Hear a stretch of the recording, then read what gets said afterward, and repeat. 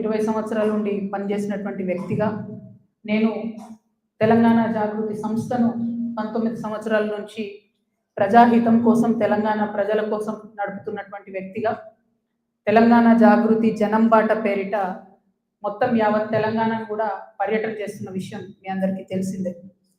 ఇట్లా పర్యటన చేస్తున్నటువంటి సందర్భంలో అనేక అంశాలు నా దృష్టికి వస్తూ ఉన్నాయి. ఒకటి, ప్రజలకు సంబంధించి ఏవైతే వసతులు కల్పించడంలో బీఆర్ఎస్ ప్రభుత్వం కాంగ్రెస్ ప్రభుత్వం విఫలమైందో ఆ అంశాలు నా దృష్టికి వస్తూ ఉన్నాయి. At the same time BRS ప్రజాప్రతినిధులు కాంగ్రెస్ ప్రజాప్రతినిధులు చేసినటువంటి అక్రమాలు ఆక్రమణలు దురాగతాలు దాష్టికాలు ఇవన్నీ కూడా నా దృష్టికి వస్తూ ఉన్నాయి. నేను ఏమాత్రం మొహమాటం లేకుండా ఏ పార్టీకి సంబంధం లేకుండా తెలంగాణ బిడ్డగా తెలంగాణ ఆడబిడ్డలకు ఉండేటటువంటి పౌరుషాన్ని ప్రదర్శిస్తూ నాకు వచ్చినటువంటి ప్రతి ఒక్క అంశాన్ని కూడా ప్రజలతో షేర్ చేసుకుంటున్నాను. నేను దాంతో ఏమవుతుంది, చాలా మంది యొక్క అక్రమాల పుట్టలు కదులుతున్నాయి, వాళ్ళ పాపాల పునాదులు కదులుతున్నాయి.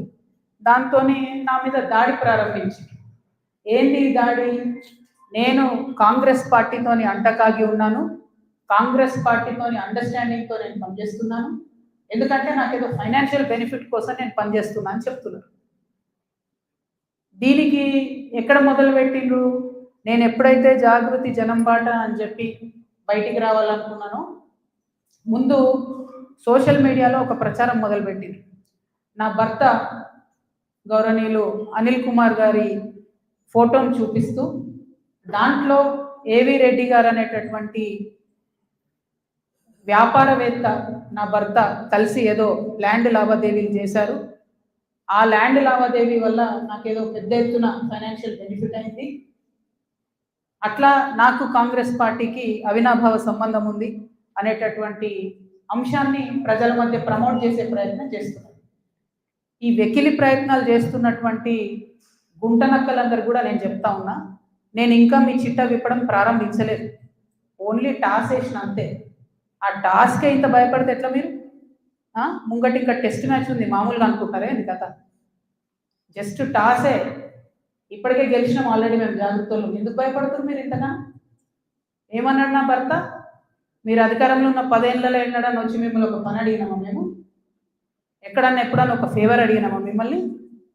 ఒక్క విషయంలో అన్నా అవుట్ ఆఫ్ ద వే పోయి ఏ ఒక్క మంత్రితోని కానీ కేసీఆర్ గారితో కానీ కేటీఆర్ గారితో కానీ హరీష్ రావు గారితో కానీ నా భర్త కానీ నేను కానీ ఏమన్నా ఫేవర్ తీసుకుని ఉంటే చెప్పండి, దమ్ముంటే చెప్పండి. ఊరుకుంటుంటే తమాషాలు చేస్తున్నారు. మీరు వెకిలి ప్రయత్నాలు మానుకోండి.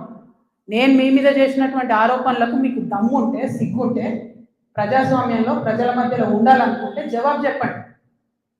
అంతేగాని నా మీద మొరిగేటటువంటి వాళ్ళందరినీ వదిలిపెట్టి ఏది పడుతుంది మాట్లాడితే నేను చూస్తూ ఊరుకుంటాను అనుకోదు. నేనేం తప్పు చేయలేదు. బీఆర్ఎస్ ఉన్నటువంటి అధికారంలో ఉన్నటువంటి 10 సంవత్సరాలలో ప్రభుత్వం నుండి నేను ₹1 కూడా లాభం పొందలేదు. మీరు చేసినటువంటి అక్రమాలన్నీ నా మీద ఆపాదిద్దామని చూసుకుంటే నేను ఊరుకునే వ్యక్తిని కాదు. నీతి నిజాయితీ నా వైపు ఉంది కాబట్టి నేను ఇలా ధైర్యంగా కుండబద్దలు కొట్టినట్టు ఎక్కడికి పోయినా మాట్లాడుతున్నా. నాకు ఎవరితో అండర్స్టాండింగ్ లేదు, ఎవరితో వ్యాపారం లేదు. నా భర్త ఎప్పుడైతే టీఆర్ఎస్ అధికారంలోకి వచ్చిందో నేను నా భర్త ఒకటే విషయం అనుకున్నాం. అమెరికా నుండి 2004లో మేము వస్తే నేను ఉద్యమంలో ఉన్నా, ఆయన వ్యాపారంలో ఉన్నాడు. ఇల్లు గడవాలి కదా, మీ లెక్క మంది మీద వాడు దోసుకోలే. నేను ఎప్పుడు మీ లెక్క నేను ఎవరిని వాడి వసూలు చేసుకొని ఉద్యమాలు నడపలేదు. సమయం సందర్భం వచ్చినప్పుడు నా నగలు కుదబెట్టి బతుకమ్మ చేసిన నేను. అందుకే ఇంత పౌరుషం నాకు. ఉద్యమంలో మీరు ఎవరెవరి దగ్గర దోసుకున్నారు, ఏ స్టూడియోల దగ్గర పోయి ధర్నాలు చేసి వాళ్ళతో కాంప్రమైజ్ అయిండు, అన్నీ తెలుసు సంగతులు. చెప్పలేదు, ఎందుకంటే సిగ్గుపోతారు తెలంగాణ వాళ్ళదని. నవ్వేటోళ్ళ ముందట జారిపడొద్దు అన్నారు కాబట్టి చెప్పలేదు. మీరు ఊరికే తమాషా చేసి నాతో పెట్టుకుంటే మాత్రం మామూలు చిట్టాలేదు నా దగ్గర. ఇవాళ నేను ఫస్ట్ టీ న్యూస్కి లీగల్ నోటీస్ పంపిస్తా ఉన్నా. నా భర్త పేరు పెట్టి కృష్ణారావు అనేటటువంటి ఎమ్మెల్యే గారు ఏదైతే ప్రెస్ మీట్ పెట్టినరో, మీరేమన్నా ఆల్తు ఫాల్తు social media channel T News అంటే శాటిలైట్ ఛానల్ మీరు ఒక